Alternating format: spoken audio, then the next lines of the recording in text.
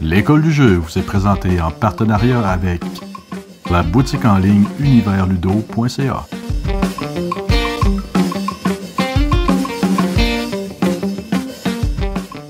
Hey, salut la gang, c'est JP pour l'école du jeu. Je vous accueille aujourd'hui pour notre deuxième épisode de cette session de jeu de Welcome to Centerville.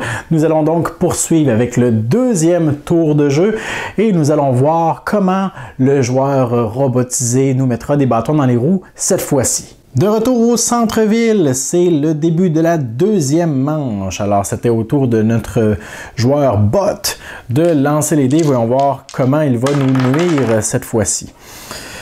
Bon, très bien, aucune face de destin. Alors, on laisse ça comme ça. Nous allons simplement repositionner un peu les dés pour nous aider à résoudre chacune des actions. Un arbre, c'est pas compliqué, il avance d'un emplacement sur la piste de Greenbelt. Deux vocations, on récupère l'usine qui est juste ici. Alors ça va quand même lui rapporter plein de points en fin de partie. Là. Pour l'instant, on ne s'est pas concentré là-dessus, aucun des deux autres joueurs. Ensuite, il va placer un cube dans un emplacement de valeur 1 rouge s'il peut. Il peut certainement. Même chose pour le secteur violet, il le peut. Et finalement, un sablier, ça lui vaut un statut. On augmente de cette façon. Voilà, on passe au prochain joueur, le joueur jaune.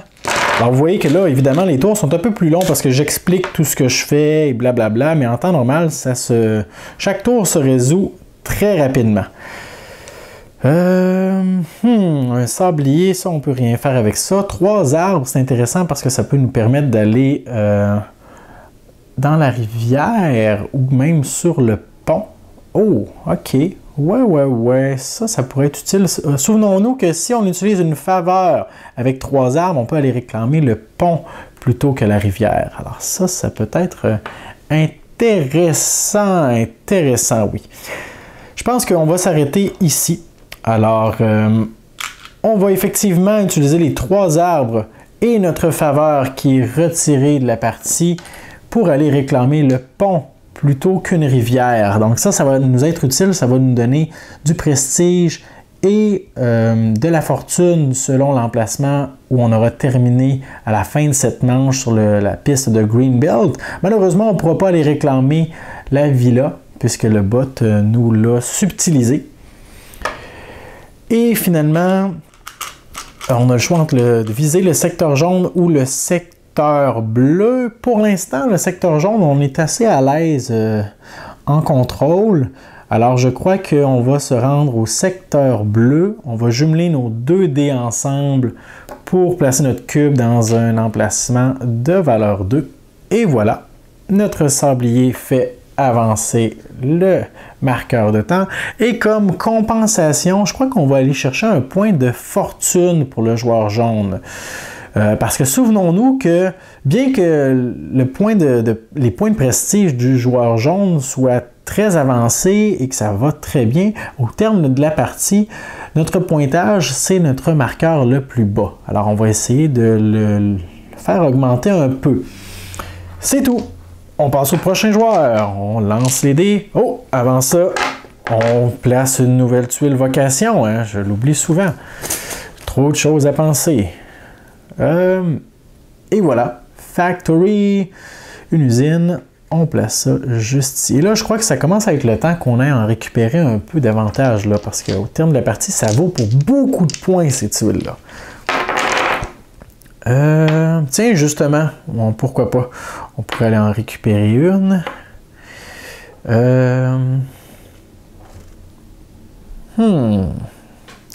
OK, le secteur rouge. Quelle est la situation actuelle?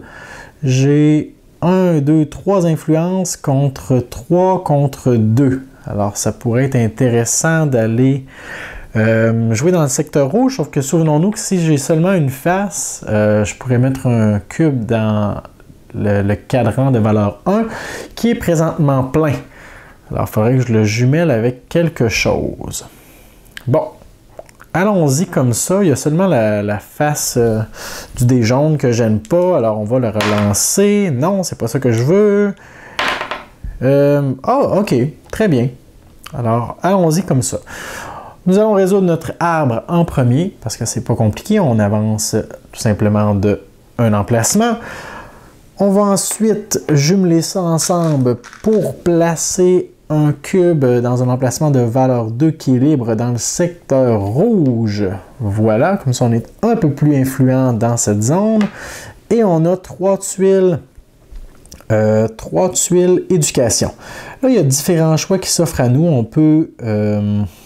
On pourrait décider de les diviser comme ça. Ça nous permettrait de récupérer une tuile dans ce secteur et une tuile ici. Ça serait quand même bien.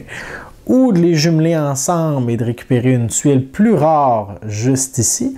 Et même, quatrième choix qui s'offre à nous, on pourrait utiliser une faveur avec nos 3 petits chapeaux comme ça pour, au lieu de récupérer une tuile dans la réserve, pour en voler une à un autre joueur. Mais pour l'instant, je crois que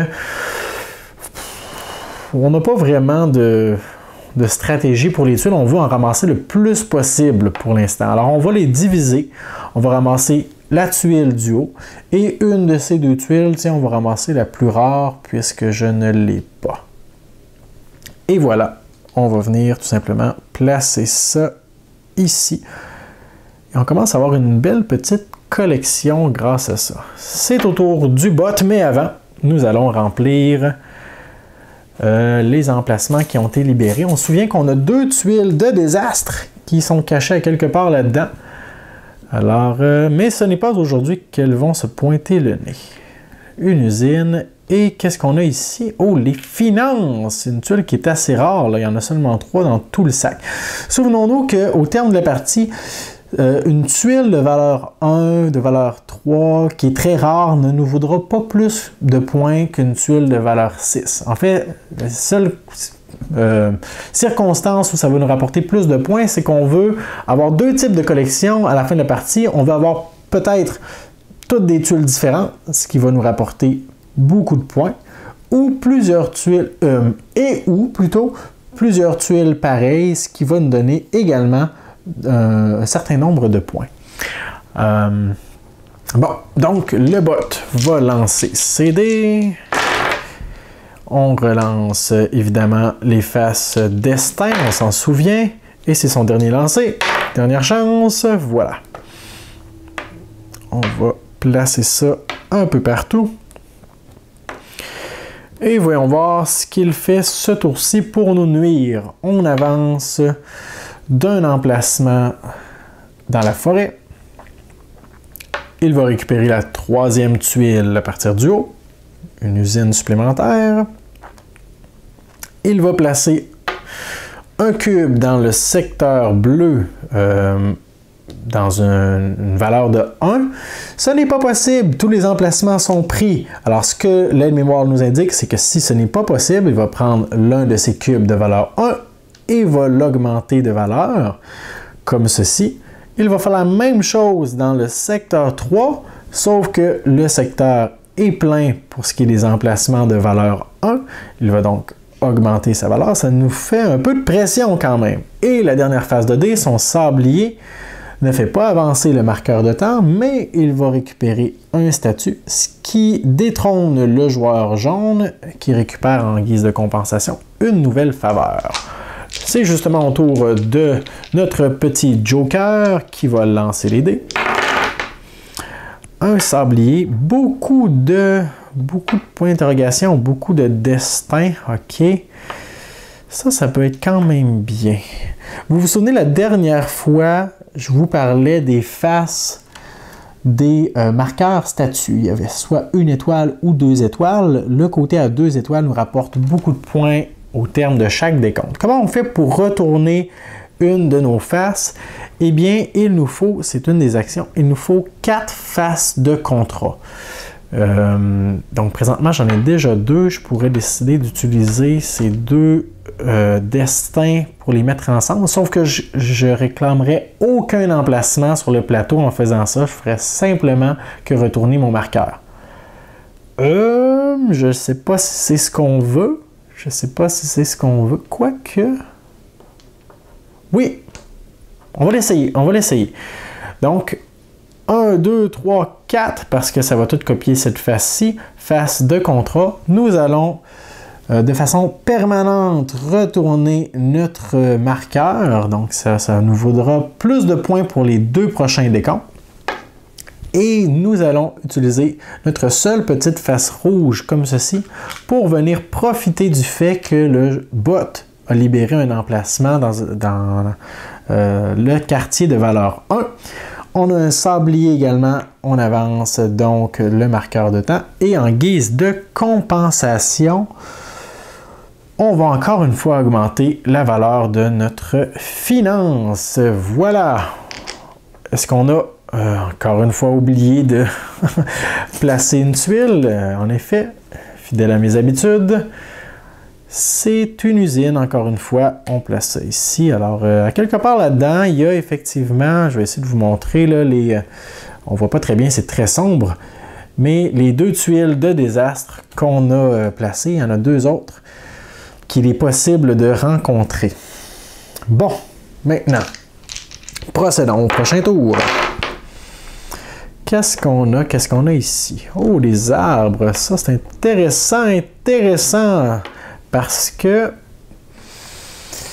ça fait partie d'un des objectifs de fin de partie. Je ne sais pas si on voudrait les traiter de façon individuelle ou plutôt aller réclamer un emplacement sur la rivière. Parce que les deux vont ensemble. Augmenter la valeur de notre piste Greenbelt, ça nous donne rien tout seul, mais si en plus on a un marqueur dans la rivière, ça nous permet de faire soit beaucoup de finances ou beaucoup de prestige. Bon, on va les garder. Et qu'est-ce qu'on fait avec le reste? Le secteur bleu et le secteur mauve.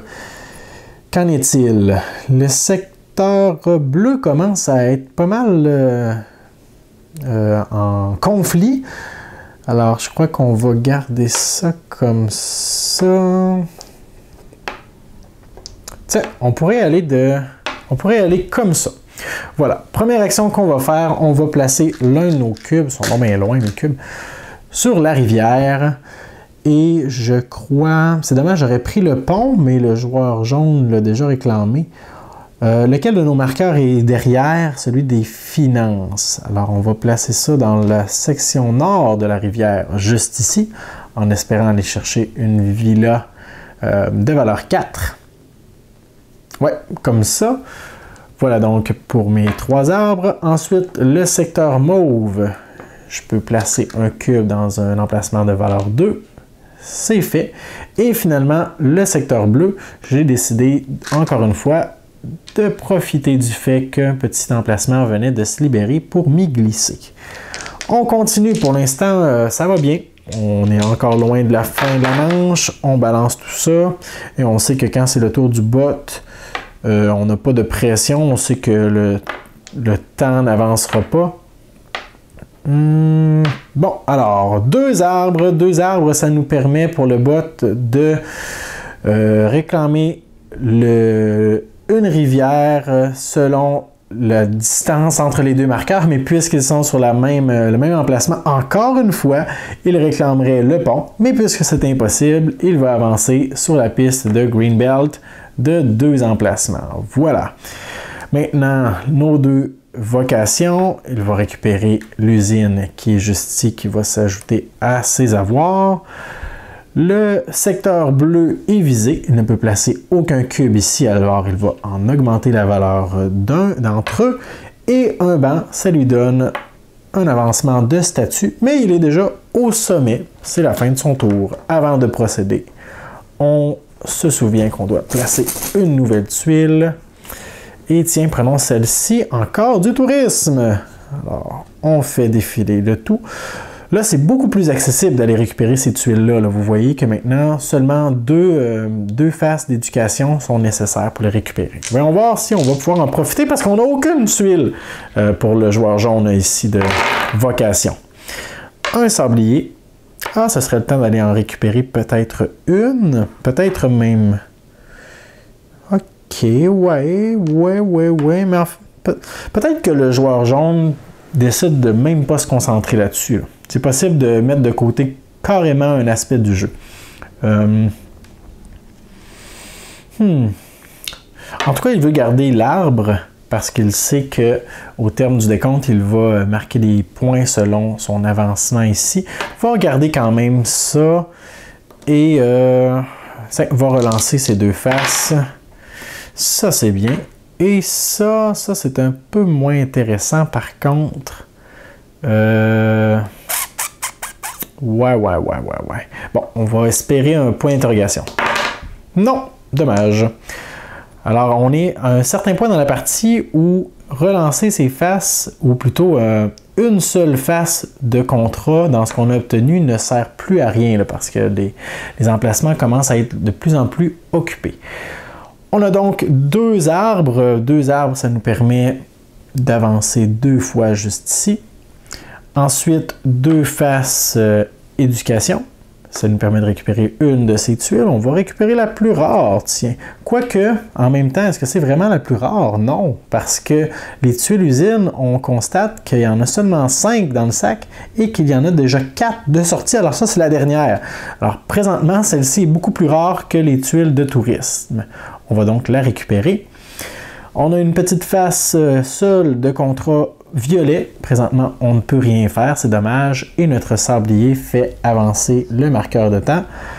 Et comme compensation, le joueur jaune va aller, encore une fois, augmenter la valeur de sa fortune. Voilà donc la fin du tour. On passe au prochain. Beaucoup d'arbres. Oh, ça, c'est encore une fois très intéressant. Faut pas oublier que les offices sont beaucoup plus faciles à les récupérer aussi ce tour-ci.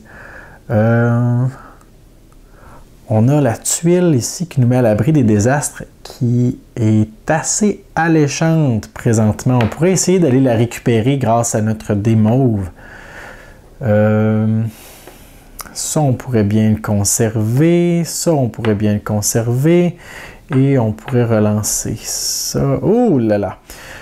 Tiens, on va relancer... je suis embêté. On va relancer ces 3 dés-là. On risque d'obtenir un sablier, mais on essaie.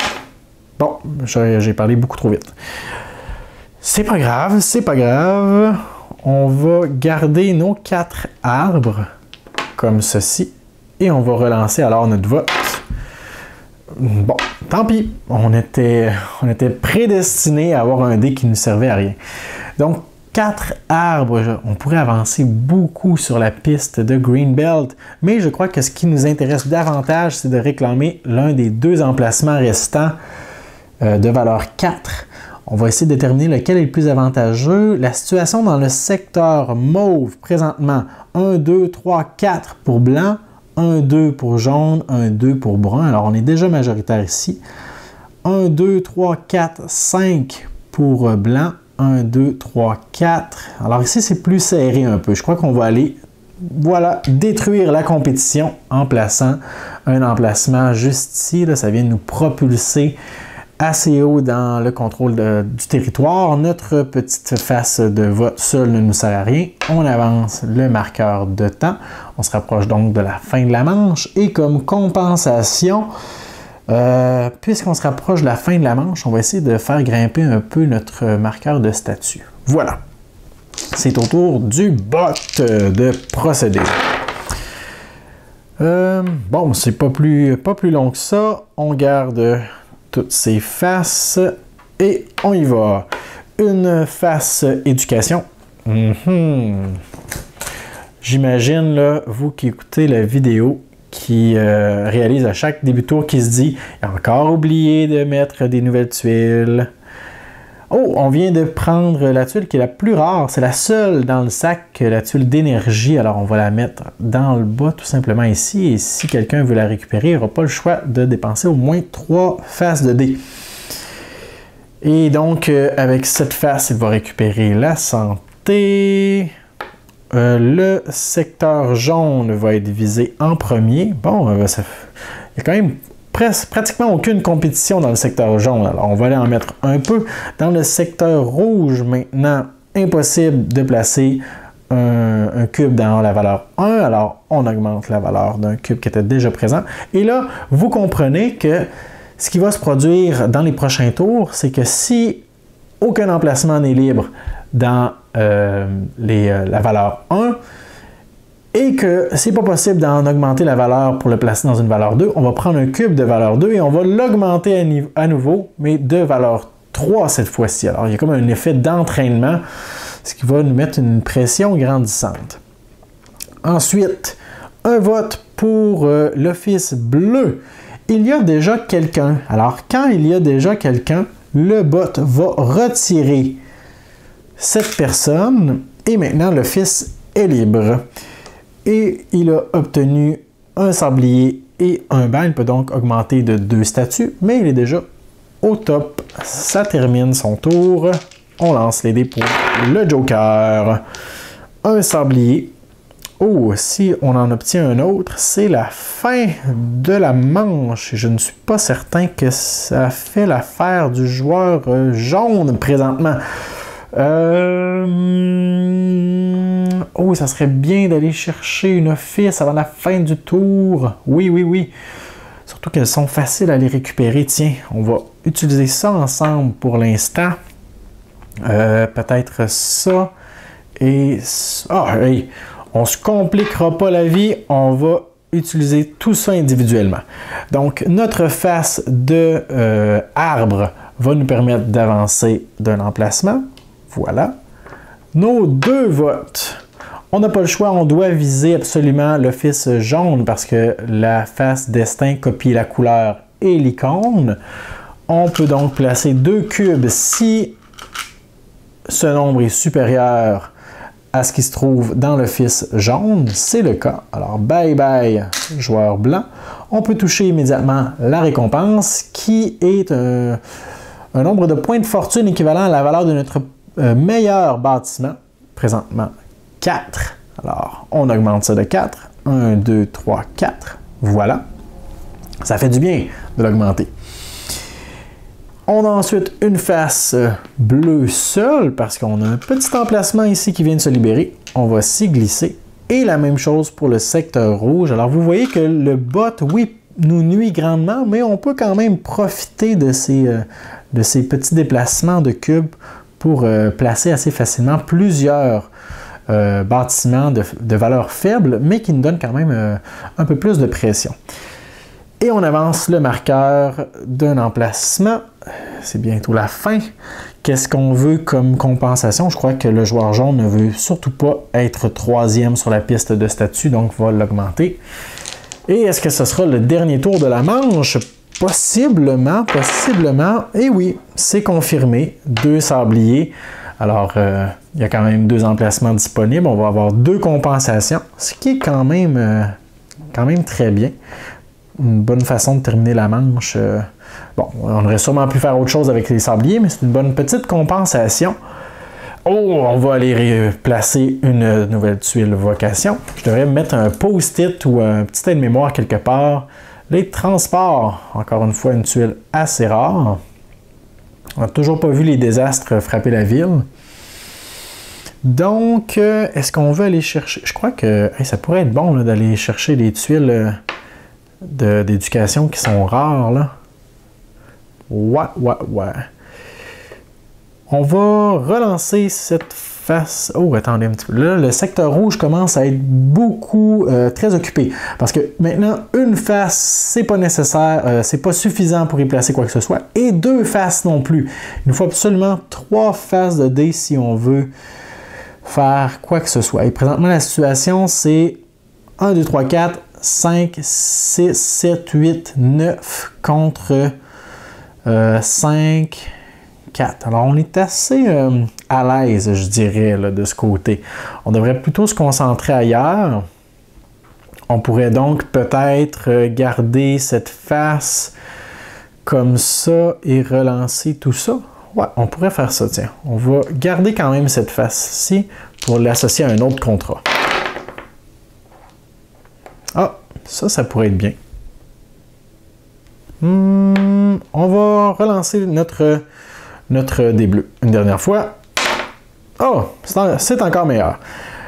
Alors, procédons. Notre dé éducation va nous permettre de les récupérer. Hey, une tuile de valeur 4 qui est rendue tout au sommet de la piste. Super, on place ça ici. Maintenant, on va y aller avec le choix le plus facile, je crois. Ouais, on va placer un cube dans le secteur jaune dans un emplacement libre de valeur 1. Et maintenant, on a ces deux dés-là. Les deux cadrans de valeur 1 sont utilisés, alors c'est certain qu'on les jumelle ensemble, mais le cadran de valeur 2 du quartier rouge est plein. On va donc en profiter pour aller placer un cube dans le cadran de valeur 2 du quartier bleu. On avance maintenant le marqueur de temps une fois. On prend une compensation. Je crois que nous allons augmenter sur la piste de statut. On augmente maintenant le marqueur de temps un autre emplacement. On a une autre compensation. Je crois qu'on va encore aller chercher du statut. Alors, on vient de détrôner notre joueur brun. On lui donne une faveur. Et c'est la fin de la manche. On procède encore une fois au même décompte qu'un peu plus tôt. Alors, on va commencer avec les secteurs de la ville. Le secteur jaune est présentement pas très populaire. Je ne sais pas qu'est-ce qui se passe. Il y a peut-être du vandalisme dans ce secteur-là, mais personne ne s'y rue pour l'instant. Alors que le contrôle serait quand même assez facile. Voyons voir qu'en est-il avec la situation. 4 pour le jaune, 1, 2, 3 pour le blanc et 1 pour le brun. Alors, le joueur jaune va marquer 6 points de fortune. On se souvient que c'est un secteur qui vise la fortune. 1, 2, 3, 4, 5, 6. Le joueur blanc n'obtient rien parce qu'il est second.